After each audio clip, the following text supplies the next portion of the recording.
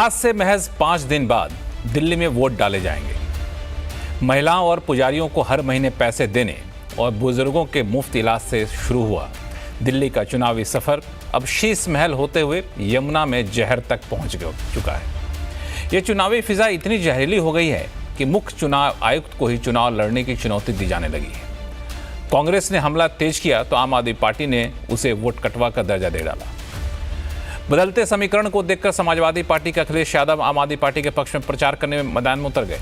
TMC अपने सांसद शत्रुघ्न सिन्हा को मैदान में उतार रही है और इस बीच गाड़ियों में शराब की बोतलें मिलने और भगवंत मान के दिल्ली आवास पर कैश बांटने के आरोप सुर्खियां बटोर रहे हैं। ये सब दिल्ली के चुनावी समीकरण में क्या इशारा कर रहे हैं? आज आवाज अड्डा में करेंगे इसी पर खास चर्चा। नमस्कार, मैं हूं लक्ष्मण राय और चर्चा में भाग लेने वाले अपने मेहमानों से आपका परिचय कराऊं। इससे पहले देखिए ये रिपोर्ट।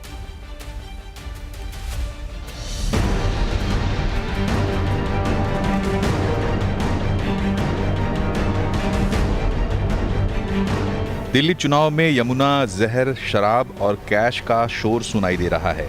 अरविंद केजरीवाल के यमुना में जहर वाले बयान पर सियासी संग्राम बढ़ गया है। चुनाव आयोग ने केजरीवाल के जवाब के बाद उनसे 5 सवाल पूछ लिए, जिनका जवाब 31 जनवरी तक मांगा है। इस पर केजरीवाल भड़क गए और मुख्य चुनाव आयुक्त राजीव कुमार पर सीधे हमला कर दिया। ईसीआई राजनीति कर रहा है। क्यों? क्योंकि राजीव कुमार को पोस्ट रिटायरमेंट 28 फरवरी को पोस्ट रिटायरमेंट उनको नौकरी चाहिए। मैं राजीव कुमार जी को कहना चाहता हूं, इतिहास उन्हें माफ नहीं करेगा।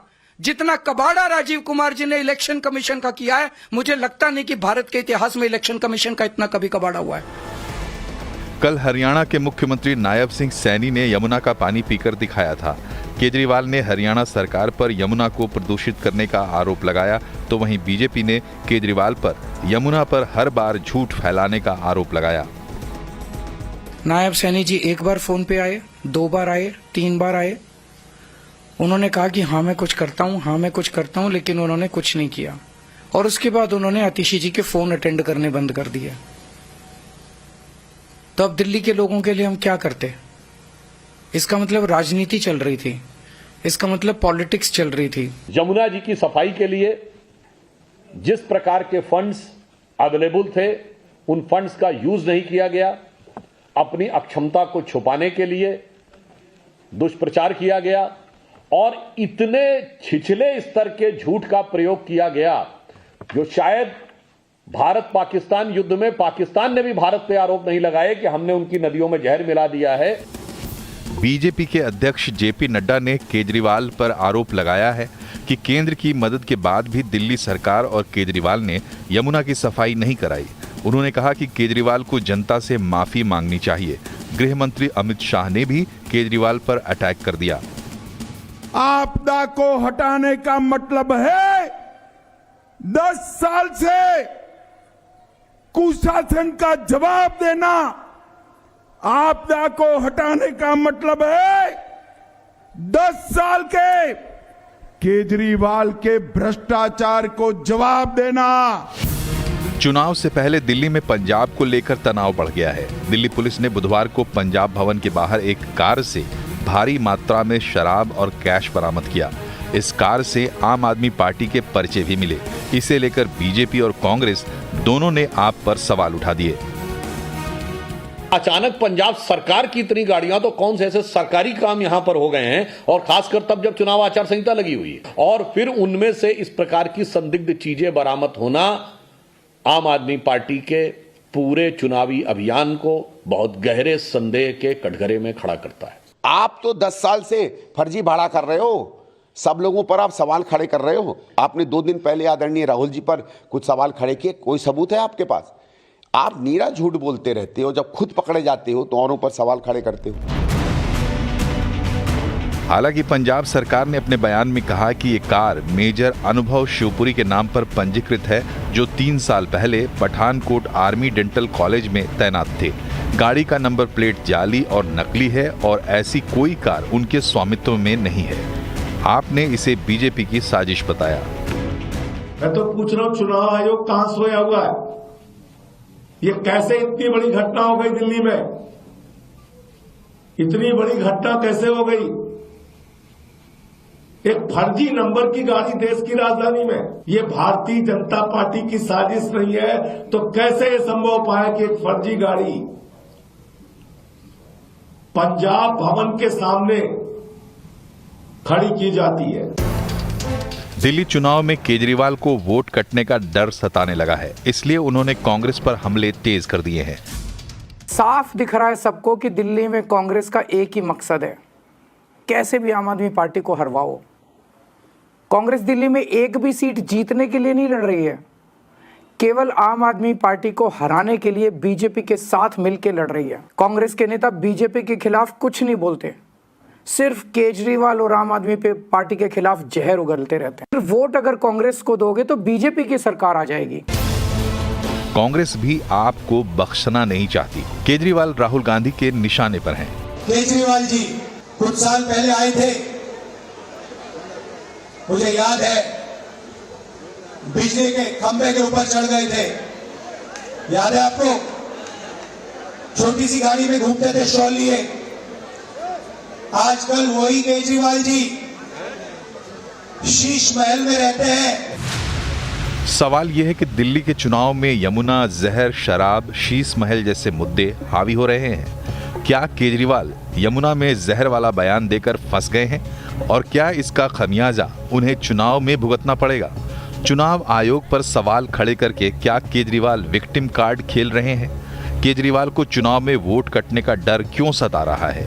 बीजेपी जिन मुद्दों को उठाकर केजरीवाल पर हमलावर है, क्या उनके जरिए इस बार बीजेपी की नैया पार लग जाएगी? इन्हीं सारे सवालों का जवाब ढूंढने की कोशिश करेंगे आज आवाज अड्डा में। और हमारे साथ जुड़ रहे हैं आम आदमी पार्टी के प्रवक्ता निवान शर्मा, कांग्रेस के प्रवक्ता निघत अब्बास, राजनीतिक विश्लेषक अभिज्ञान प्रकाश, जो कि दिल्ली की राजनीति को काफ़ी करीब से लंबे समय से देखा, लंबा अनुभव है, और राजनीतिक विश्लेषक सज्जन कुमार सिंह, जो अभी जो कुछ चल रहा है उसको बहुत करीब से देख रहे होते हैं। और थोड़ी देर में जुड़ेंगे भाजपा के प्रवक्ता हमारे साथ सिद्धार्थ यादव जी। आप सभी मेहमानों का बहुत बहुत स्वागत हमारे शो में। आप सभी को मेरा नमस्कार। शुरुआत आम आदमी पार्टी के प्रवक्ता से करूंगा, निवान शर्मा आपसे। ठीक है, आपके पार्टी ने के संयोजक हैं अरविंद केजरीवाल, उन्होंने आरोप लगाया कि यमुना के पानी में जहर मिला है और फिर उस आरोप की शिकायत की गई और शिकायत के बाद चुनाव आयोग ने सवाल जवाब किया। तो इसमें गलत क्या था? इतना ज़्यादा हमलावर होना एक संवैधानिक संस्था को लेकर के आपको लगता है कि ठीक है राजनीति करिए, आप भाजपा पे हमला करिए, कांग्रेस पर हमला करिए, चुनाव आयोग पर इस तरह का हमला क्यों? चुनाव लड़ के उन्हें लेते हैं, चुनाव आयोग को बर्बाद कर दिया है। कोई शिकायत करेगा तो जाहिर तो बस सवाल जवाब करेगा, उसकी जिम्मेदारी होती है। सर बहुत बहुत नमस्कार। और देखिए, हम तो पिछले एक महीने से जो चुनाव अगर दिल्ली का आप देखें तो हमारा क्लियर नैरेटिव है कि हम डेवलपमेंट पे चुनाव लड़ना चाहते हैं। हम अपने 10 साल के किए गए कामों पे चुनाव लड़ना चाहते हैं। हम जनता को ये बताना चाहते हैं कि हमने 10 साल में ये आपके लिए किया, आपके 25,000 रुपए महीना बचाए और आने वाले समय में हम ये करने वाले हैं। हम 2100 रुपए महिलाओं को देने वाले हैं, हम लोगों को मुनाफा पहुंचाने वाले हैं, फ्री बिजली फ्री पानी तो चलता ही रहेगा। हम इस पर चुनाव लड़ रहे हैं। लेकिन लगातार आप देखिए क्या हो रहा है, हम अगर बीजेपी की कंप्लेंट करते हैं, हम कहते हैं कि देखिए इनके नेता जो है 1100 रुपए बांट रहे हैं, तो हमें कहा जाता है कि आप सबूत लेके आओ। आपका भी चैनल वहां पर था, आपके भी रिपोर्टर वहां पर थे, सबने देखा, कैमरे पे रिकॉर्ड हुआ, लोगों ने माना कि हमें 1100 रुपए बांटे गए। इनके सांसद, पूर्व सांसद ने मान लिया कि 1100 रुपए बांटे थे, सेवा कर रहे थे हम, तो इनका किया हुआ काम जो है वो सेवा है। हमने कंप्लेंट करी तो हमें कहा कि और सबूत लेके आओ, कोई कार्रवाई नहीं हुई। हमने कहा कि जूते बांटे जा रहे हैं जी, कहा कि और सबूत लेके आओ, आपके पर्याप्त सबूत नहीं है। हमने कहा साड़ियां बांटी जा रही है, ये दिल्ली के अंदर खुले आम जो है वो चुनाव आचार संहिता का उल्लंघन हो रहा है, कुछ कार्रवाई नहीं हुई, एक भी सिंगल कार्रवाई तक नहीं हुई। और हमारे खिलाफ अगर कोई कुछ कह भी देता है तो पूरे के पूरे हमारे मुख्यमंत्री, पंजाब के मुख्यमंत्री हैं, आपको कुछ तो चाहिए उनके खिलाफ, उनके घर पे रेड मारने के लिए, तो इलेक्शन कमीशन एकदम से जाग जाता है और रेड मार देता है। तो ये लेवल प्लेइंग फील्ड कहाँ की है सर? ये है ना कि आप दिखा रहे हो कि हमारे पास ताकत है, हम कैसे भी इस्तेमाल करेंगे। ना आपके पास कोई सबूत है, ना हमने इलेक्शन कमीशन को कहा कि देखिए हरियाणा से पानी ऐसा आ रहा है, हमने उसके प्रूफ दिए उनको, हमने उनको बॉटल तक भिजवा दी कि हमने सीईओ का लेटर तक दे दिया जिसके अंदर बताया गया 6.5 ppm पानी, जहरीला पानी आ रहा है। दिल्ली की जनता ने आम आदमी पार्टी को 90% सीट्स देके ये जिम्मेदारी दी है कि हम दिल्ली की जनता की सुरक्षा करें। निवान जी, अरविंद केजरीवाल आपसे तो कोई नई बात पूछी नहीं जा रही थी, आपसे तो वही सारी बातें पूछी गई जो आपके आम आदमी पार्टी संयोजक ने कहा। उन्होंने कहा, अरविंद केजरीवाल जी ने, कि हमने पानी में जांच किया, इंजीनियर ने जांच की, उसमें जहर पाया गया और हमने पानी को रोक दिया, वरना लोग मर जाते। तो चुनाव आयोग तो आपसे तो यही पूछ रहा है ना, कब जांच की, कहाँ जांच की, जांच की रिपोर्ट दिखा दीजिए, यही तो पूछ रहा है। चुनाव आयोग अपनी तरफ से कोई सवाल तो आपसे कर नहीं रहा है। नहीं सर, ये तो देने में तो कोई दिक्कत होनी नहीं चाहिए। जो तथ्य आपने रखा उसी तथ्य का सबूत मांग रहा है, उसमें तो कुछ नई बात है नहीं। नहीं सर, अगर हमने कोई इल्जाम लगाया है, उसके सबूत दे दिए हैं, फिर भी हमसे सबूत मांगे जा रहे हैं। और इनके किसी सांसद ने कह दिया कि भगवंत मान जी के घर पे पैसा बांटा जा रहा है। आपने सबूत दे दी क्या? करने दीजिए। हाँ, हमने रिटर्न में सबूत दिए हैं। हमने सीईओ का लेटर दिया जिसके अंदर बताया गया वजीराबाद पॉन्ड में 6.5 ppm है। तो कैसे हो गया एकदम से? जब हमने शोर मचाया तो आज 3 हो गया, एक दिन के अंदर अमोनिया गायब हो गया पानी से। तो हमने सारे सबूत दिए हैं। अच्छा, आप हमारे सबूतों पे तो सबूत मांगेंगे और सबूत मांगेंगे, सबूत पे सबूत मांगेंगे, लेकिन इनके सांसद ने सिर्फ कह दिया कि भगवंत मान जी के घर पे पैसे बांटे जा रहे, तो इलेक्शन कमीशन रेड मारने पहुंच गई। इनसे हमसे तो नहीं मांगा गया, उनसे तो नहीं सबूत मांगेंगे कि आपके पास क्या सबूत है। आप एक पंजाब के मुख्यमंत्री के, एक प्रचंड बहुमत से चुने हुए पंजाबियों के मुख्यमंत्री से आप ऐसे मांग रहे हो, कह रहे हो कि आप कैश बांटा जा रहा है, आपके पास क्या सबूत है इसका? उनसे तो नहीं मांगा गया सर। तो ये लेवल प्लेइंग फील्ड कहां हुई? मैं तो आपको सुप्रीम कोर्ट की जजमेंट दे देता हूं। सुप्रीम कोर्ट ने ये कहा है और बीजेपी सरकार को जो है फटकार लगाई, उसने कहा कि you have made Yamuna hello. 60 crore रुपए का जुर्माना इनके ऊपर लगाया गया। कोई ध्यान देने के लिए तैयार नहीं है।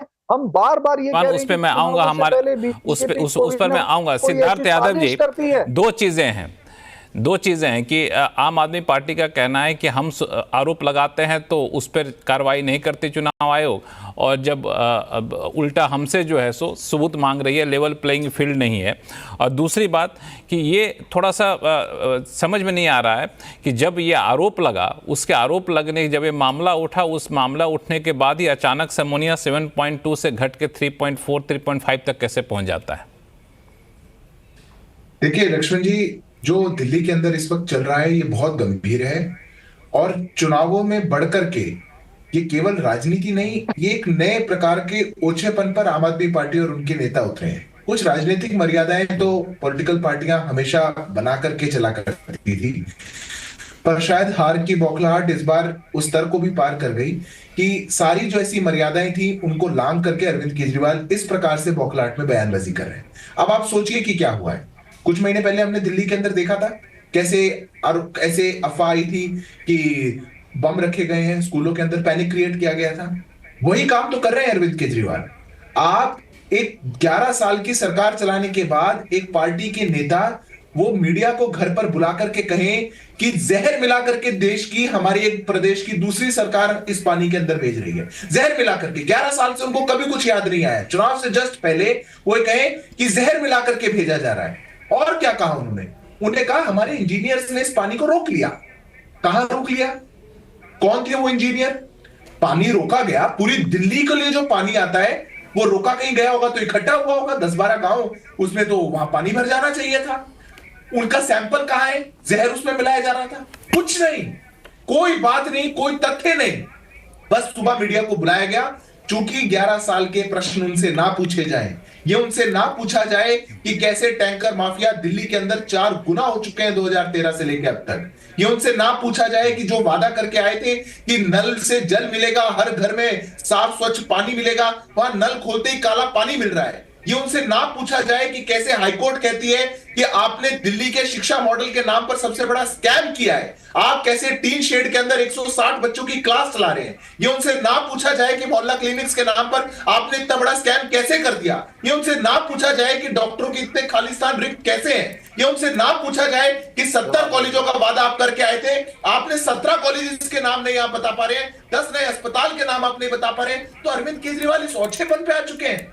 मैं मानता हूं इससे दुर्भाग्यपूर्ण कुछ नहीं हो सकता लक्ष्मण जी, और यह अत्यंत दुर्भाग्यपूर्ण है। और इसीलिए अगर कोई नेता या कोई राजनीतिक दल निवान देना चाहते हैं मैं बिल्कुल, मैं 10 सेकंड में कंप्लीट कर रहा हूं, वो जवाब दे देंगे। सिर्फ 10 सेकंड में कंप्लीट कर रहा हूं। अगर कोई राजनीतिक दल इस प्रकार से ऐसे ओछेपन पर उतरता है, मैं मानता हूं कि उनकी जिम्मेदारी बनती है, प्रश्न पूछे जाएंगे, इधर उधर की जलेबी बनाने के बजाय सीधा जवाब देना चाहिए। कौन इंजीनियर थे, पानी कहां रुका गया, वहां का सैंपल कहां से लिया गया, और यह बात उनको कैसे पता लगी, इसके जवाब उनको देने चाहिए, इधर उधर की जलेबी वो ना बनाए।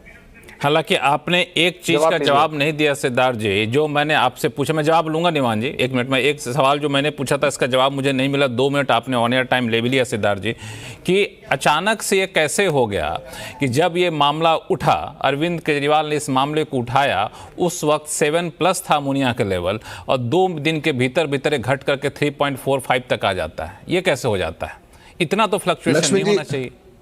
नहीं, लक्ष्मण जी आप वरिष्ठ पत्रकार हैं, लक्ष्मण जी आप वरिष्ठ पत्रकार हैं, आपको दिल्ली जल बोर्ड की जो सीईओ हैं, उन्होंने जो पहले दिन चिट्ठी निकाली थी, जिसमें उन्होंने स्पष्ट बताया था नाम लेकर के कि दिल्ली प्रदेश के पूर्व मुख्यमंत्री अरविंद केजरीवाल झूठ और भ्रम फैला रहे हैं, उन्होंने उसमें अमोनिया को लेकर के डिटेल दिया।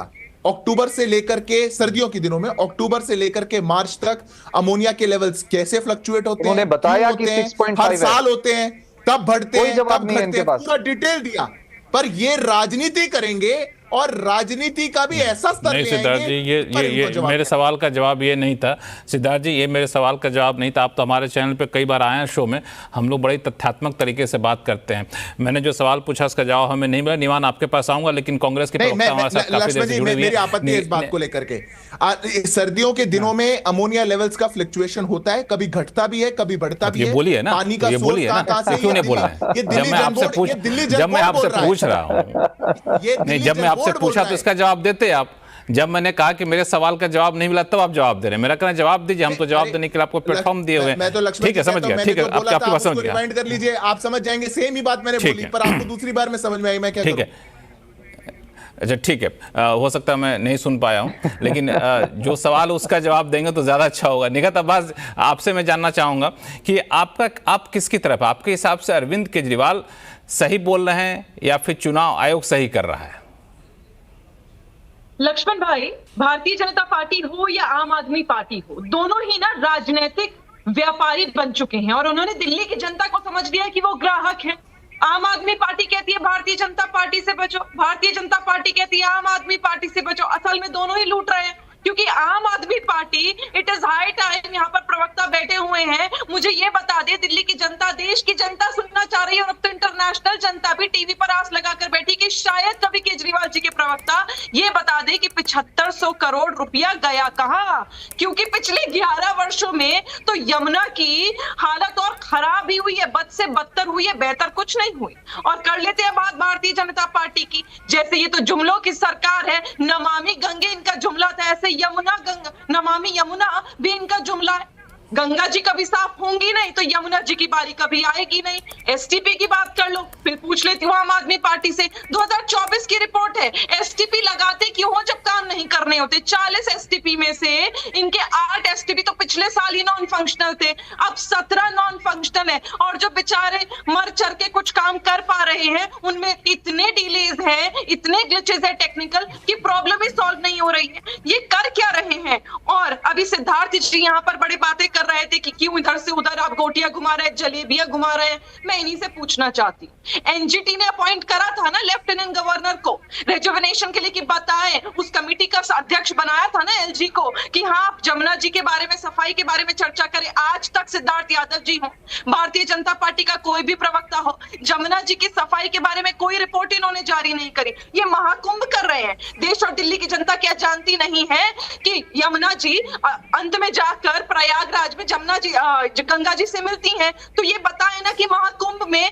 वहां इस प्रकार जब लोग डुबकियां लगाएंगे तो कैसे उनकी हालत अच्छी होगी वापस आने के बाद, क्योंकि जमुना जी की गंदगी सारी गंगा जी में मिल रही है। पर ना सिद्धार्थ यादव, ना ही भारतीय जनता पार्टी और ना ही दिल्ली सरकार इस पर कुछ करना चाह रही है। वैसे भी सबको पता है ये बात कि जमुना जी का जो मुद्दा है वो स्टेट वाइड नहीं है, वो नेशनल मुद्दा है। नेशनली ना ही सेंट्रल गवर्नमेंट ने कुछ करा, और दिल्ली की सरकार तो कब से पैसे सिर्फ लूट रही है, खसोट रही है। इन्हें एक पर एक दारू शराब कैसे मुफ्त देनी है वो पता है।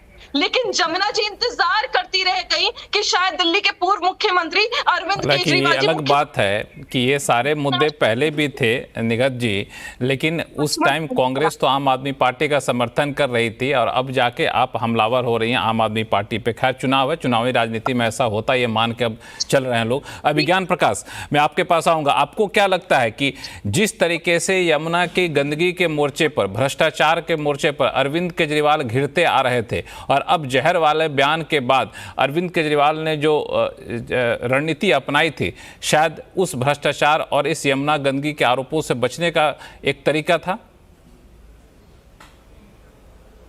हाँ, पॉलिटिक्स में डाइवर्जनरी टैक्टिक्स जो है वो हमेशा इस्तेमाल की जाती, तो अरविंद अगर कर रहे हैं तो कोई नई बात नहीं है मेरे लिए। अब चूंकि टेलीविजन है और इतने वर्षों मैंने टेलीविजन किया, मैं जानता हूं समय की कमी है, लेकिन ये कहानी पूरी 1960 से शुरू होती है, सियासत दिल्ली की और जमुना दोनों की। उसके डिटेल में नहीं जाऊंगा, लेकिन देखिए दिलचस्प बात क्या है, जवाबदेही जहां पर बनती है। इस वक्त तीनों स्टेक होल्डर्स ऐसे हैं जो तीनों दिल्ली में सरकार चला चुके हैं, बीजेपी भी, कांग्रेस भी। शीला दीक्षित बहुत बड़ी नेता थी कांग्रेस की और मुख्यमंत्री थी यहां पर, और अब पिछले एक दशक से अरविंद केजरीवाल भी। लेकिन यमुना, जो कि आप सही बार बार दोहरा रहे हैं, उसका मुद्दा जस की तस है। हम जितना समझ पाते हैं, क्योंकि हम विशेषज्ञ नहीं हैं, वो सिर्फ हम खबरों के जरिए समझ पाते हैं कि कितना पैसा कब कब कौन कौन सी सरकार से सैंक्शन हुआ, जबकि कितनी कितनी सफाई सैंक्शन हुई ये किसी आम जनता के पास दिल्ली की क्लैरिटी नहीं है, उसकी सफाई उनके पास नहीं है। तो रियल प्रॉब्लम ये है। दूसरी जो उसकी दिक्कत है यमुना के मुद्दे की, वो ये है कि ये समय समय पर उठता है। चुनाव है, स्वाभाविक है कि उठेगा, इसमें तो कोई दो राय नहीं है। ऐसा मुद्दा है जिसको उठाया भी जाएगा अपने ऊपर उठने वाले मुद्दों से ध्यान हटाने के लिए, लेकिन उसके बाद ये अपने आप यमुना के ऊपर तैरने वाली गंदगी की तरह तैरते हुए वक्त के साथ चला जाता है। आप समझे? तो उसके बाद इसकी इंटेंसिटी कहीं नजर नहीं आती, और उसके बाद फिर एकदम से पता चलता है बहुत बड़ा सवाल फलानी स्कीम है सरकार की और केंद्र सरकार की या दिल्ली सरकार की। तो मेरा जो सबसे इंपॉर्टेंट पॉइंट है कि तीनों साइड्स आंसरेबल हैं इस वक्त, वो एक दूसरे से सवाल करें, बिल्कुल गलत नहीं है। कांग्रेस को बीजेपी से करना चाहिए, इसीलिए तीनों पार्टी के प्रवक्ताओं को हमने बुलाया भी है। लेकिन याद रखिएगा कि तीनों पार्टियां जो हैं वो यहां पर स्टेक होल्डर है, इसलिए क्योंकि वर्तमान और अतीत दोनों को मिलाकर ये तीनों पार्टियां दिल्ली की सरकारों में रह चुकी हैं, तो दिल्ली और यमुना की समस्याओं से पूर्णतः अवगत हैं। ये कुछ भी इनके लिए नया नहीं है, सिर्फ वो मुद्दा है जो बार बार चुनाव में उठता है। बिल्कुल सज्जन जी, जो अभी अभिज्ञान बता भी रहे थे, दरअसल ये चुनाव में उठने वाला मुद्दा है। हालांकि मामला बहुत संजीदा है, लोगों की जान से, लोगों के सेहत से जुड़ा हुआ है, तो इस पे एक अलग डिबेट भी की जा सकती है। लेकिन चूंकि मामला चुनाव का है, चुनावी सरगर्मी में मुद्दा उठा है, और जिस हालात पे अरविंद केजरीवाल ने इस मुद्दे में उठाया, आपको लगता है इससे जो पॉलिटिक्स हो रही थी अब तक यमुना की गंदगी को लेकर के, उस पे अब भारी पड़ रहे हैं अरविंद केजरीवाल, या फिर कहें अरविंद केजरीवाल के जाल में भाजपा फंस गई है? देखिए लक्ष्मण जी, अभी अगर आप इस विषय को देखें, जिस तरीके से बयान दिया गया कि यमुना के पानी में हरियाणा सरकार जहर मिला रही है, अब सवाल है कि देखिए बात उस बयान से आगे बढ़ गई है। बात तो यहाँ तक आ गई कि वो जहर मिलाया जा रहा, तो 3 दिन पहले का बयान है। अब चुनाव आयोग उल्टा चढ़ बैठा इन अरविंद केजरीवाल के ऊपर। निश्चित, अब इसको देखिए, यहाँ पे ये मुद्दा नहीं है कौन जीतेगा कौन हारेगा। अब जिस इस फ्रेमिंग को देखिए, किस तरीके से फ्रेम, बात उठी यमुना के प्रदूषण से और वो सबको दिख रहा है। जहां तक राज्यों के बीच में ब्लेम गेम वाली बात है, आप जानते हैं कि पंजाब हरियाणा में सतलज यमुना कैनल को लेके है झगड़ा, तो वहां पे पानी की बात होती है। कावेरी को लेके वो कर्नाटक और तमिलनाडु के बीच में, लेकिन अभी तक किसी ने इस स्तर तक ऐसा कोई बयान नहीं दिया कि इसमें जहर मिलाया जा रहा है। अब देखिए, ये वही बात हो गई कि एरोप्लेन में या ट्रेन में बॉम्ब रखा हुआ है, होक्स कॉल और पैनिक क्रिएट करने जैसी बात है। इस पहली तो एक बात रही। दूसरी, निश्चित तौर पे ये एक ऐसा है कि एक ऐसा बयान है जो जिसकी पोटेंशियल ये है कि आप एक पैनिक क्रिएट कर रहे हैं। तो स्वाभाविक तौर पे आपसे यह सवाल पूछा जाएगा कि कोई एक साधारण एक पॉलिटिकल एक्यूजेशन नहीं है, एक ऐसा एक्यूजेशन है जिसमें कि बहुत बड़ा एक पैनिक और डिसऑर्डर क्रिएट हो सकता है। अब आप देखें कि इसका व्यापक संदर्भ क्या है। अगर आप दिल्ली में जाओ, मैं फिर कह रहा हूं कि इसका चुनावी परिणाम क्या होगा उसको अलग रख के देखें। आप देखेंगे कि आज की तारीख में सरकार और एमसीडी दोनों आम आदमी पार्टी के पास, लेकिन आप दिल्ली की सड़कों की हालत देख लें, आप अनऑथराइज्ड कॉलोनी में, रिसेटलमेंट कैंप्स में, स्लम एरिया में, झुग्गी झोपड़ी में कहीं भी चले जाएं, ओपन सीवेज, गार्बेज, टूटी सड़कें, तमाम वो चीजें हैं जो दिखाती हैं कि जो ये सिविक और बेसिक रोजमर्रे की जिंदगी की जो इश्यूज हैं उसमें सरकार जो है बिल्कुल विफल रही है। और ये चीज आम आदमी पार्टी के जो वोटर हैं, जो इस बार भी वोट दे रहे हैं, वो भी इस चीज को पॉइंट आउट कर रहे हैं। अब वोट देना एक बहुत सारे फैक्टर्स को ध्यान में रख के होता है, तो निश्चित तौर पे देखिए कि मैं मानता हूं कि जो यमुना की गंदगी का मुद्दा हो, सफाई का मुद्दा हो, टूटी सड़कों का मुद्दा, मतलब जो सिविक इश्यूज पे सरकार को, उस सरकार को जिसके पास अब एमसीडी भी है, जहां तक घेरने का मुद्दा हो, उसमें मुझे लगता है भाजपा और कांग्रेस दोनों असफल रही यहाँ पे। और केजरीवाल जो कर रहे हैं वो तो हम लोग कहते हैं रेड हेरिंग स्ट्रेटजी, कि आप सीधा जो आपकी कमी है उससे इंगेज ना करें, आप उसको हमेशा डिस्ट्रैक्ट करते रहें। अब सवाल गंदगी की उठती है, आप उस पानी में जहर मिलाने की नहीं, तो वही मैं आपसे पूछ रहा था, डिस्ट्रैक्ट करने में क्या अरविंद केजरीवाल कामयाब हो गए? नहीं, देखिए मुझे लगता है कि लक्ष्मण जी, पहले भी हमने कहा है और अभी कल हमारी टीम ने जो दिल्ली में एक ग्राउंड स्टडी कंप्लीट किया है, उसमें हम देख रहे हैं कि दिल्ली में किसको किस मुद्दे पे और किस धारणा को ज्यादा तरजीह देना है, तो दिल्ली एक क्लास वॉर की तरफ। पहली बार कोई भी कम्युनिस्ट पार्टी और लेफ्ट नेता भी आज तक इतना क्लास डिवाइड कहीं इंडिया में नहीं कर पाए जितना इस बार आपको दिल्ली में दिखेगा। ये सारे मुद्दे ऐसे हैं जिस पॉइंट आउट तो सब कर रहा है, लेकिन केजरीवाल के इस बयान पे सबसे ज्यादा आपत्ति, नाराजगी और इसका चुनावी प्रभाव आपको मिडिल क्लास में, जो लोकल कम्युनिटीज हैं जाट गुजर्स, उनके बीच में वहां दिखेगा। वहीं आप चले जाएं, जो लोअर मिडिल क्लास हो या उसमें अनऑथराइज्ड कॉलोनी में रहने वाले, वो इस बात को पॉइंट आउट कर रहे हैं और वो भी कह रहे हैं कि साहब जो 2020 तक जो दिखी थी उसके बाद से कोई नई अच्छी नीति या कुछ भी नहीं दिख रहा है, फेलियर दिख रहा है। लेकिन फिर भी उनका मानना है कि आप कुछ जिसको हम रेवड़ी कल्चर कहते हैं, उसमें चूंकि आम आदमी पार्टी पे भरोसा ज्यादा है बजाय की बाकी पार्टियों पे। ये जो मुद्दा है कि उनके बयान से सफल हुए नहीं हुए हैं, तो देखिए मिडिल क्लास में तो कतई नहीं हुए हैं, जहां तक दूसरी पार्टी है उनमें भी नहीं हुए हैं। बस इनको वोट जो भी मिल रहा है वो केवल इसलिए मिल रहा है कि जो लाभार्थी एक आर्थिक रूप से कमजोर वर्ग है, जो एक बड़ा वर्ग है, वो अभी भी मान के चल रहा है कि केजरीवाल की सरकार जो की क्रेडिबिलिटी फ्रीबीज में बीजेपी और कांग्रेस से ज्यादा। जी अच्छा, बीजेपी और कांग्रेस से ज़्यादा है फ्रीबीज में आम आदमी पार्टी क्रेडिबिलिटी। एक बड़ी बात आपने बताई निवांश शर्मा, दो चीज़ें कि पिछले दिनों चुनाव के दौरान चर्चा ये भी उठ रही थी कि दिल्ली जल बोर्ड की हालत बहुत ख़राब है, वहाँ पे कुप्रबंधन है, यमुना में गंदगी काफ़ी ज़्यादा है। अरविंद केजरीवाल के भ्रष्टाचार के आरोपों पे मामला चल रहा था, वो भी लग रहा था अरविंद केजरीवाल थोड़े से वहाँ पे डिफेंसिव होते जा रहे हैं। अब उसको भी उस नज़रिए से भी पूरे मामले को देखा जा रहा है कि शायद इन सब चीज़ों से डिस्ट्रैक्ट करने के लिए अरविंद केजरीवाल ने जहर वाला बयान दिया, क्योंकि पूरा बहस आप देख रहे हैं अब इसी के पास आ गया।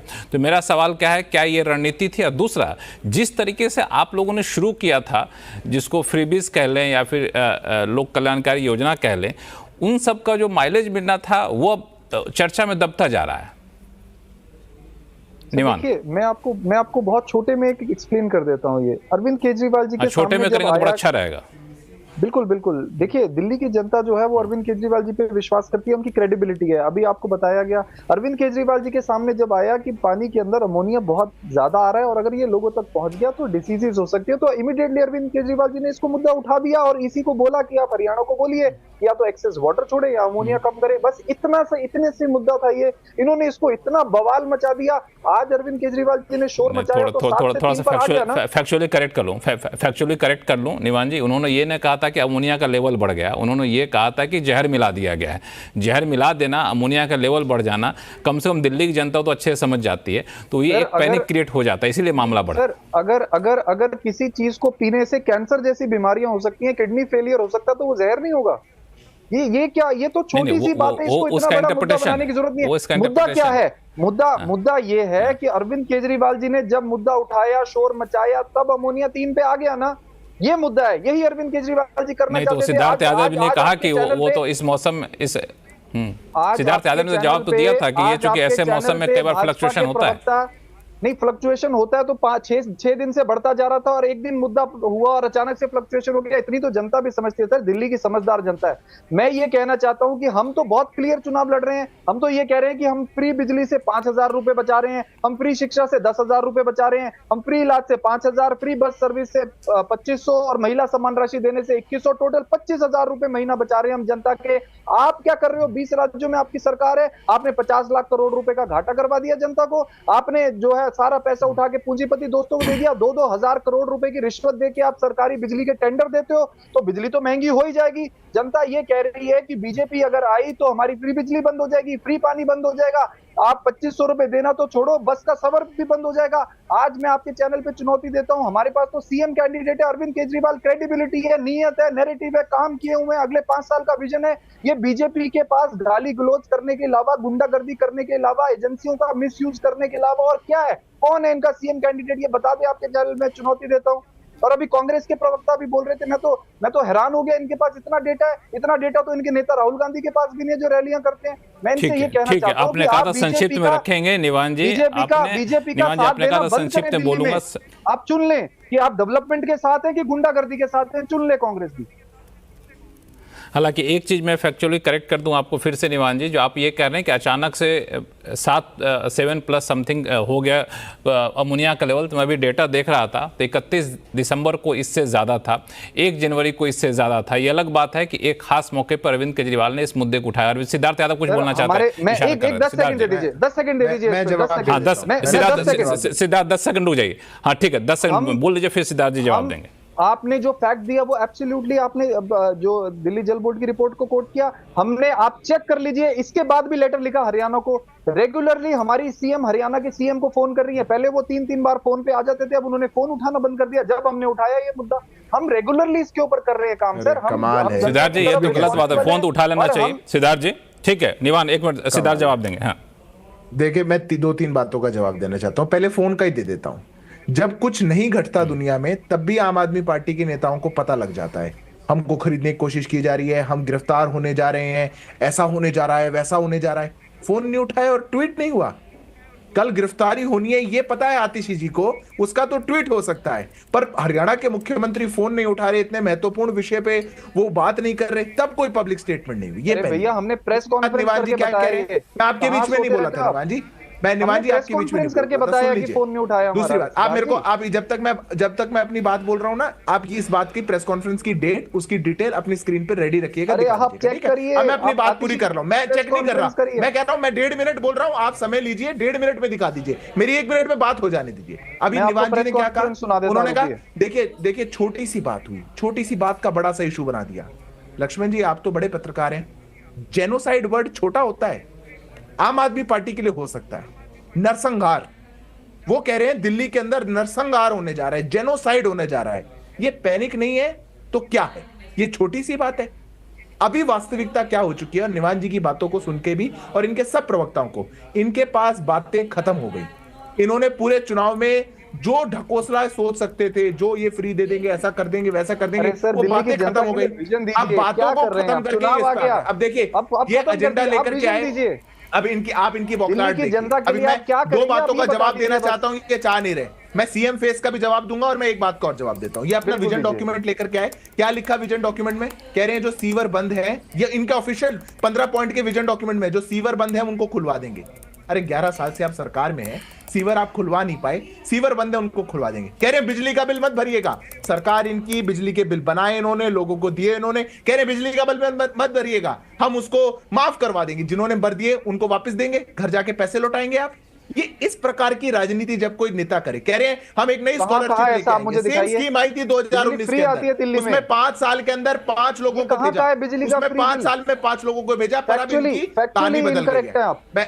देखिए मैं लक्ष्मण जी आपसे आग्रह करता हूं, आप निवान जी को थोड़ा सा, निवान जी 1 मिनट बोल लेते हैं, सिद्धार्थ जी फिर बोलिएगा। सर झूठ पे झूठ बोलते जा रहे हैं। आपने कहा ही आपको नहीं मौका ऐसा, दूंगा दिल्ली में करेक्ट करने के बिजली फ्री आती लिए। है। निवान जी आपको बोलने के लिए, अभी शो का समय बचा है, निवान जी आपको बोलने का मौका दूंगा। हो सकता है उनका भी बोलने का सिद्धार्थ जी, आप मौका है। बोलते आवाज रहिए। मेरे पास भी है निवान जी, मैं आपको एक शब्द नहीं बोलने दूंगा, पर मैं ऐसा करना नहीं चाहता। दर्शकों के लिए बहुत नहीं नहीं, हमारे शो में ऐसा होता नहीं, ऐसा मत करिए। मैं आप इसीलिए लोग लक्ष्मण बोलने जी, दीजिए, मैं सबको मौका दूंगा।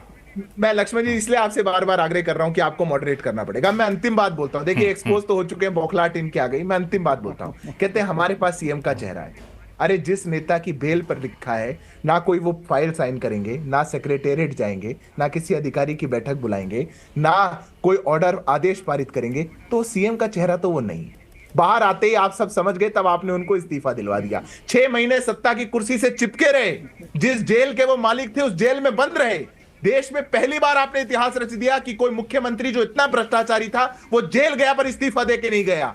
पर आज आप कह रहे हैं कि हम वापस आएंगे तो सीएम बनेंगे। सीएम का चेहरा तो आप भी नहीं है, आपके पास कोई सीएम का चेहरा नहीं है। आतिशी जी को स्टेफनी सीएम आपने बना दिया, अरविंद केजरीवाल जी एलिजिबल नहीं है, इसलिए दिल्ली की जनता कह रही है इस बार आपको 0 सीटें आने वाली हैं। इस बौखलाहट को कुछ दिन और बचा करके रखिए, आपका tata okay bye bye good bye होने वाला है और दिल्ली की जनता वो आपका। निवान 10 सेकंड में अपनी बात रखे, फिर मैं कांग्रेस प्रवक्ता के पास जाऊंगा, निखत अब्बास के पास। देखिए अगर झूठ बोलने में कहीं दुनिया में ऑस्कर मिलेगा तो ये बीजेपी प्रवक्ताओं को मिलेगा। कौन से कोर्ट के जजमेंट में लिखा है, कौन से कोर्ट के जजमेंट में लिखा है कि वो सीएम नहीं बन सकते? बिल्कुल झूठ है ये बात। अरविंद केजरीवाल जी को, अरे मैंने क्या बोला, फाइल साइन नहीं कर सकते, अभी आप मुझे ध्यान दे रहे थे कि बीच में मत बोलिए, अभी आप मुझे नहीं बोलने मैं आपको आपकी वाली दवाई दे रहा हूं निवान जी, मैं आपको समझा रहा हूं कि कैसा लगता है। मैं निवान जी आपको आपकी वाली दवाई दे रहा हूं, ये डिस्प्रिन है, भी तो आपको देनी पड़ेगी। आप अगली डिबेट में जाएंगे तो सभ्यता से रहेंगे। अभी आप असभ्य हो गए हैं, आपको सिखा के भेज रहा हूं 9 बजे की डिबेट के लिए, ताकि 9 बजे आप अभद्रता ना करें। सच्चाई भद्रता सिखा रहा हूं, हिम्मत रखिए सच्चाई सुनने की, आप बोलिए, सच्चाई सुनने की हिम्मत रखिए। आपने सिद्धार्थ जी बोलने दीजिए, सिद्धार्थ जी बोलने दीजिए, बाकी वक्ता भी उनसे बात करनी है। हाँ नहीं, झूठ बोला, आप सच्चाई सुनने की भी हिम्मत रखिए। अरविंद केजरीवाल जी ने खुद इस्तीफा दिया है। अरविंद केजरीवाल जी तो जेल में भी सीएम थे, इनके कितने लोग चले गए कोर्ट में ये कहने के सीएम नहीं रह सकते, सीएम हटाओ कोर्ट से, बार बार फटकार खा के। ये इकलौती ऐसी पार्टी है जिसको सुप्रीम कोर्ट का जिसने मिसयूज किया नाम का, इनको कोर्ट से बार बार फटकार लगी है। कोर्ट ने तो यहां तक कह दिया था कि दिल्ली की सारी शक्तियां जो है वो चुने हुए मुख्यमंत्री के पास है। किसने ऑर्डिनेंस लाके बदला उसको? ये कोर्ट के खिलाफ है। कोर्ट ने तो ये तक कह दिया कि ये केस जो है ये 2 मिनट ट्रायल में नहीं टिकेगा।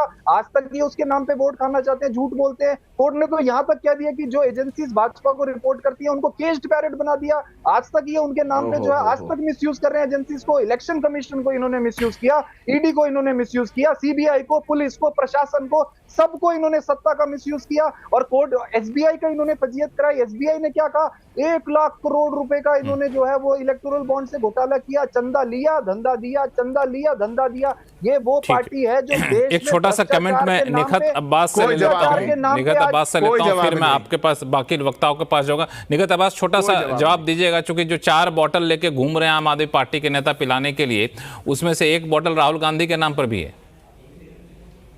मैंने तो शुरुआत में ही कह दिया था लक्ष्मण जी कि भारतीय जनता पार्टी हो या आम आदमी पार्टी हो, इमरतियां, जलेबी, सभी तो ये लोग बना रहे हैं। आप देखिए, इन्होंने अपनी मेरी इस बात को यहाँ पर प्रमाण दे दिया, क्योंकि देखिए लगातार एक दूसरे पर आरोप प्रत्यारोप की राजनीति कर रहे हैं। पर जमुना जी के लिए इन दोनों पार्टियों ने, इन दोनों सरकारों ने, न केंद्र सरकार ने न दिल्ली सरकार ने जवाब नहीं दिया है। प्रवक्ता बैठे हैं और दोनों ही बहुत ही अच्छे प्रवक्ता है, पर दोनों में से किसी ने जवाब नहीं दिया है कि क्या क्या कार्य करे गए हैं। एनजीटी पर सिद्धार्थ यादव जी बोले ही नहीं। अरे बताइए ना, हम पूछ रहे हैं एनजीटी की जो आपने कमेटी बनवाई थी जिसमें अध्यक्ष थे एलजी, उनके बारे में यहाँ पर फेरस लेकर आम आदमी पार्टी के जितने भी नेता है वो गए थे ना सुप्रीम कोर्ट कि ये तो अनकॉन्स्टिट्यूशनल है। अरे तो कॉन्स्टिट्यूशनल क्या है? 11 सालों से तो आप बैठे हैं और बोतलों पे आपने जो कहा, ये जो बोतल लेकर बैठे हैं, अरे मैं तो कह कर थक गई। दिल्ली की जनता, पूर्वांचल, जितने पूर्वांचल के मेरे भाई बहने कह कर थक गए कि दिल्ली के मुख्यमंत्री श्री अरविंद केजरीवाल जी कब आएंगे यमुना जी का जो जल है वो आचमन करने। लगातार इंतजार कर रही है यमुना जी, इंतजार कर रही है कि अरविंद केजरीवाल जी आएंगे। उस बोतल में से पहले एक घूंट खुद तो पिए और अब सिद्धार्थ जी कह देंगे जी देखो नायाब सैनी जी ने तो पिया। तो पहले तो पिया, एक घूंट उलट दिया, उसको वापस उल्टी कर दी, फिर याद आ रहे भैया यहाँ पर तो मीडिया खड़ी है, तो वापस उनको पीना पड़ा, वो जहर टकना पड़ा। तो आप सोचिए, ये इमरतियां बनाएंगे, जलेबियां बनाएंगे, दोनों की सरकार 11-11 सालों से है, पर सवाल का एक स्पष्ट जवाब नहीं देंगे कि जमुना जी की सफाई के लिए सवाल का एक स्पष्ट जवाब नहीं देंगे। हालांकि यमुना में जहरीले पानी के अलावा एक और मुद्दा जो पूरे चुनाव में, सिद्धार्थ में आऊंगा आपके पास, एक और मुद्दा जो अब नया समीकरण लेता आता जा रहा है वो है कि अब अखिलेश यादव आम आदमी पार्टी के प्रचार में समर्थन में उतर गए हैं। टीएमसी अपने सांसद शत्रुघ्न सिन्हा को भेज रहे हैं जो कि बिहारी बाबू के नाम से जाने जाते हैं। तो अब मुझे लगता है कि कांग्रेस को भी अपनी रणनीति पे सोचना होगा, क्योंकि यहाँ पे जो इंडी गठबंधन के सदस्य होने के बावजूद अलग थलग पड़ती दिख रही है। इसका क्या असर पड़ेगा दिल्ली के इस चुनाव पर, इस पर भी चर्चा करेंगे, लेकिन लौटते छोटे से ब्रेक के बाद।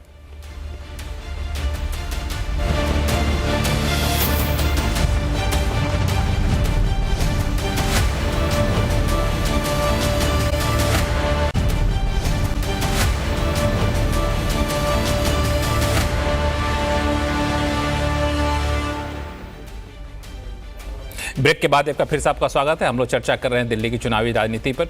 अभिज्ञान प्रकाश, मैं आपके पास आना चाहूँगा सबसे पहले कि ये जो बयान पे जो हंगामा इतना मचा हुआ है कि आपने बोल दिया यमुना में जहर है, जहर खोज के दिखाओ, है कहाँ जी जहर, जहर का प्रमाण दो। लेकिन आप चुनाव के इतिहास को देखें तो कभी प्रधानमंत्री मोदी को मौत का सौदागर कहा गया, तो अब क्या कहा जाए कि मौत का सौदागर कैसे, प्रमाण करके दिखा दीजिए।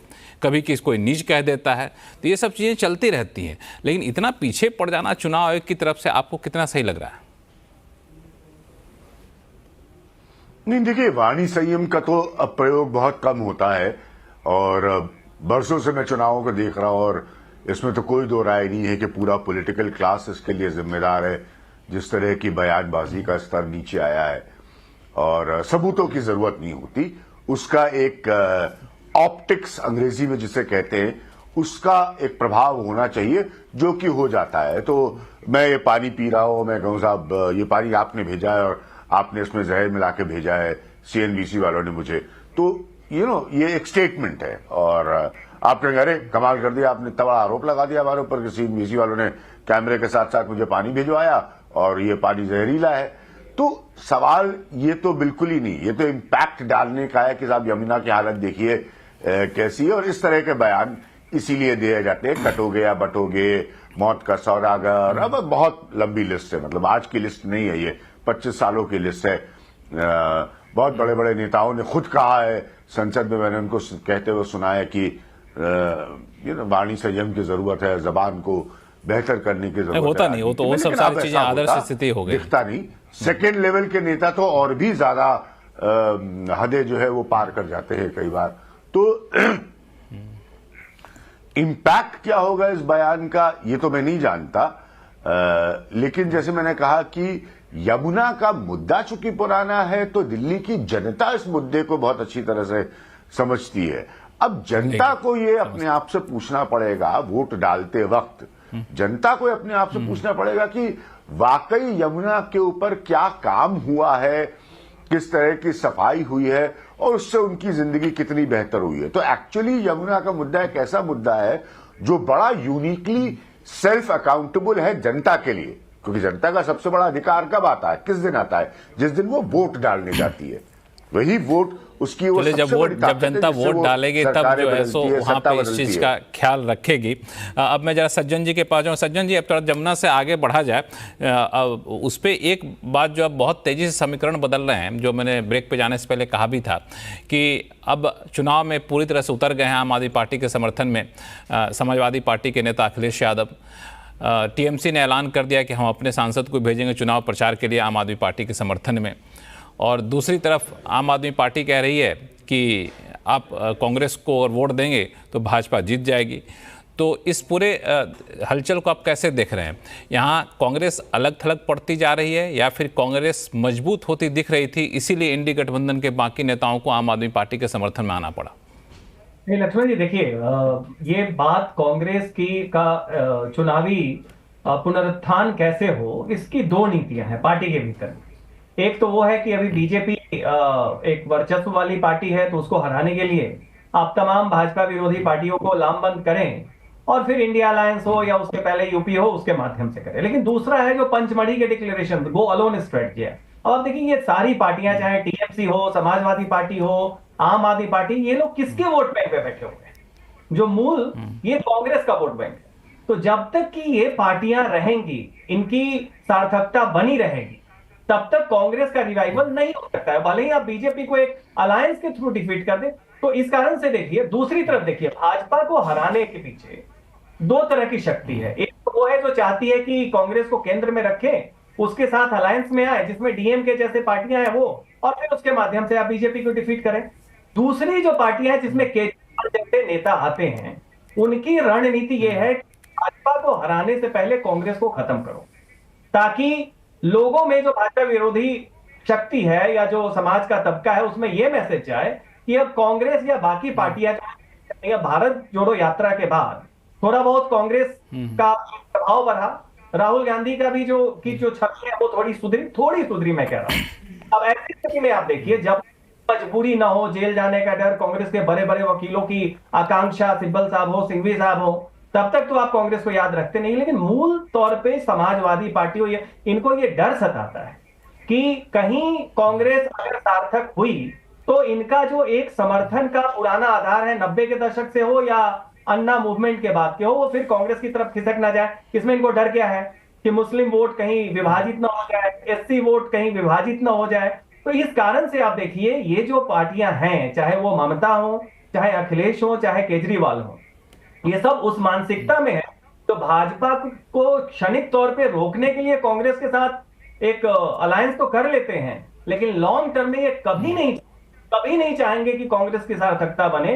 कारण यह है कि कांग्रेस की सार्थकता का मतलब ही है कि इनका मूल आधार जो है, जिस एक सिग्निफिकेंट मुस्लिम पॉपुलेशन 13% दिल्ली का हो, या आपका लगभग 20% का हो, या 28 से 30% बंगाल का हो, या बाकी दलित हो, और ये तो आप देखिए ये सारी शक्तियां वो हैं जो इंडिया अलायंस केवल नोशनली बीजेपी को रोकने के लिए चाहते हैं। अदरवाइज इनकी पहली जो शत्रु पार्टी है, लेकिन रोक पाएंगे क्या? सिद्धार्थ यादव, आपके लिए चुनौती बढ़ रही है ऐसे में, जब इंडिया अलायंस के बाकी गठबंधन में आम आदमी पार्टी के साथ जा रही है, तो क्योंकि आप लोग तो चाहेंगे कि कांग्रेस मजबूत हो थोड़ी सी।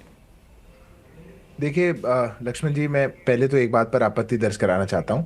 आपने कहा था कि ये एक बयानबाजी का स्तर तो बिगड़ ही चुका है और मौत का सौदागर भी कहा जाता है, तो ये भी कहा जाएगा, और ये बातें तो चुनावों में चलती रहती हैं। मैं कहता हूं, आप मोदी को, देश के प्रधानमंत्री को, भारतीय जनता पार्टी को जितनी गाली देना चाहे दीजिए, उसकी तुलना जेनोसाइड से मत करिए। ये दोनों बातें बराबर नहीं है। आप हमको गाली दीजिए, हमको खराब बताइए, हम स्वीकार कर लेंगे। हम तो बहुत सुनते आए हैं, 100 से ऊपर गालियां सुन चुके। पर आप चुनावों में पूरी दिल्ली की जनता को कहें कि यहां नरसंहार होने जा रहा था, इसकी ना तुलना की जा सकती है, ना करनी चाहिए, और ये बराबर नहीं है। ये आपराधिक कृत्य है, और आपराधिक कृत्य को जहां पे वो दिखे वहीं पे कॉल आउट करना चाहिए, मेरा इतना आग्रह है। रही दूसरी बात, आपने कहा कि इनके साथ आने से क्या हम सब लोगों को चिंता हो जाएगी। मैं तो कहता हूं, कांग्रेस पार्टी न 3 में न 13 में, समाजवादी पार्टी का दिल्ली के अंदर कोई जनाधार नहीं।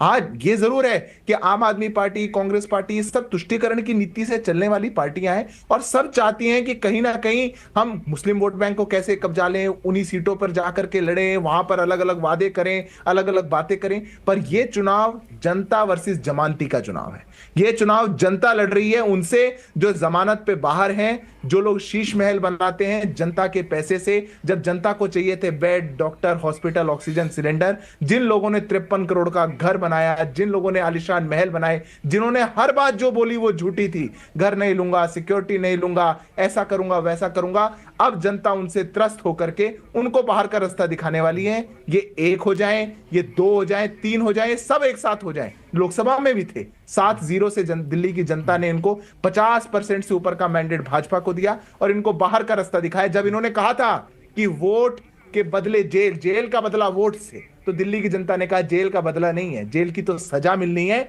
आपने हमको लूटा, अब आप बाहर का रास्ता देखिए। विधानसभा में दिल्ली की जनता को मौका मिला है, वो पुनः अपना वही देवांश शर्मा, देखिए, आप पिछला 1 महीने का दिल्ली का चुनाव देख लीजिए, दिल्ली के चुनाव में आपको पता लग जाएगा कि एक तरफ तो बीजेपी है और बीजेपी की सारी शक्तियां हैं, पूरे देश की ताकत इन्होंने इस समय दिल्ली में लगा दी है। किसके खिलाफ? एक छोटी सी पार्टी के खिलाफ। इनको डर लगता है आम आदमी पार्टी से। क्यों लगता है? क्योंकि इनको पता है केवल और केवल आम आदमी पार्टी ऐसी है जो पूरे देश में मुद्दों पे लड़ती है। जो सिटिंग पार्टी, जो सत्ता में पार्टी है, वो ये कहती है कि आप इधर उधर मत भागो, हमारे मुद्दों पे चुनाव लड़ो। इन्होंने 1 महीने में सब ट्राई करके देख लिया, इनका दिल्ली में कुछ नहीं चला। अब ये फ्रस्ट्रेटेड है दिल्ली के अंदर। दूसरी बात, हम कह रहे हैं कि दिल्ली के अंदर 2 मॉडल है। आज आप चुन लो दिल्ली के अंदर कौन से मॉडल के साथ जाना चाहते हो। एक मॉडल है कि जनता का सारा पैसा जनता पे खर्च किया जाता है, जिसके अंदर फ्री बिजली दी जाती है, फ्री पानी दिया जाता है, जनता को फ्री बस सर्विस दी जाती है, बच्चों को फ्री बस सर्विस हम देने वाले हैं, महिलाओं को 2100 रुपए देने वाले हैं, बुजुर्गों को हर प्राइवेट या सरकारी अस्पताल में फ्री इलाज देने वाले हैं, 25 से 35 हजार रुपए तक का हम हर घर का बचाने वाले हैं।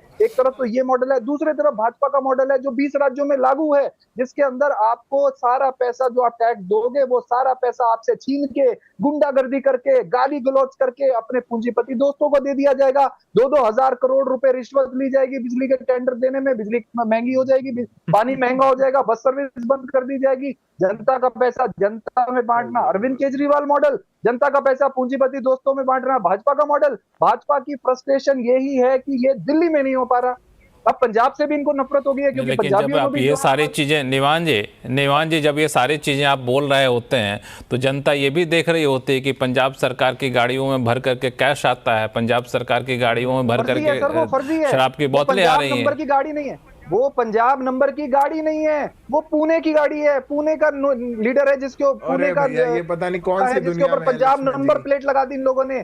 आप बीजेपी को क्या समझते हैं? कौन सी दुनिया में है? दुनिया की सबसे बड़ी फर्जी और झूठी पार्टी है। इन्होंने तो 200 केस झूठे हम पे कर दिए, इन्होंने तो सुप्रीम कोर्ट के निर्णय को बदल दिया, इन्होंने तो निवान जी अरविंद केजरीवाल को टक्कर देने वाले प्रवक्ता है। मैं कहता हूँ अरविंद केजरीवाल को खतरा है आपसे। अपने आप को ये आप उतनी सफाई से झूठ बोलते हैं, खाते हैं, इनकी रियलिटी समझिए। मैं आपको साधुवाद और शुभकामनाएं देता हूं। आप अरविंद केजरीवाल की राजनीति को आप बिल्कुल चौपट कर सकते हैं। आप बिल्कुल चंदे में घोटाला किया, इन्होंने लोगों को प्रभावी झूठ बोलते हैं। वैक्सीन करती थी उसमें घोटाला सबकी बात करिएगा, दिल्ली की बात करिएगा।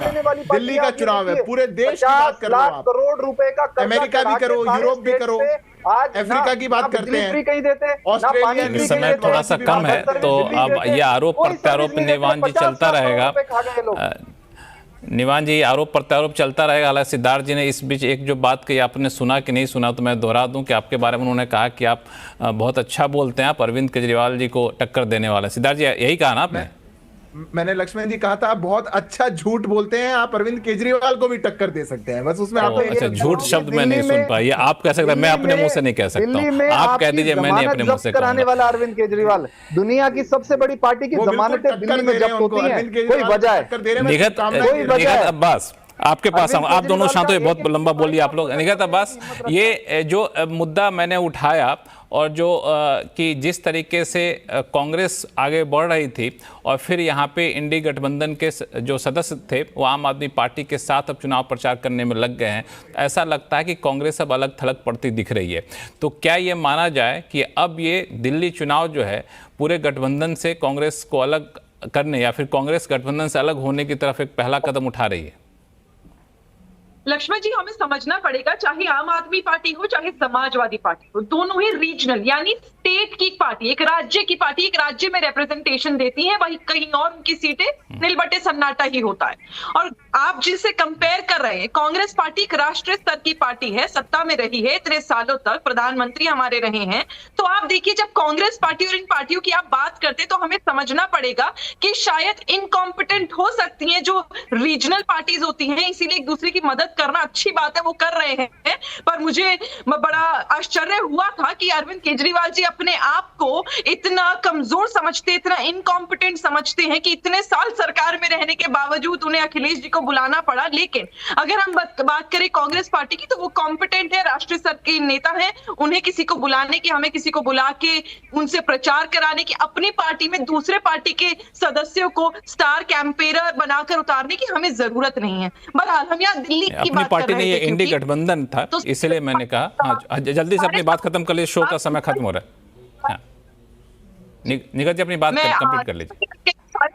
के जवाब उथल पुथल कर कर देखिए कांग्रेस, भारतीय जनता पार्टी और आम आदमी पार्टी ने एक दूसरे पर डाल दिए, पर सवालों के जवाब यहाँ किसी ने स्पष्ट तरीके से दिए नहीं। दुख यही होता है कि जब 11-11 सालों से आप सत्ता में बैठे हुए हैं, उसके बावजूद भी आज आपकी बात को संज्ञान लिया जा रहा है। अभिज्ञान प्रकाश, हमारे पास सिर्फ 1 मिनट का समय है। समाजवादी पार्टी का आना, टीएमसी का आना, इंडी गठबंधन का एकजुट हो जाना आम आदमी पार्टी के समर्थन में नुकसान करेगा भाजपा को, कांग्रेस को?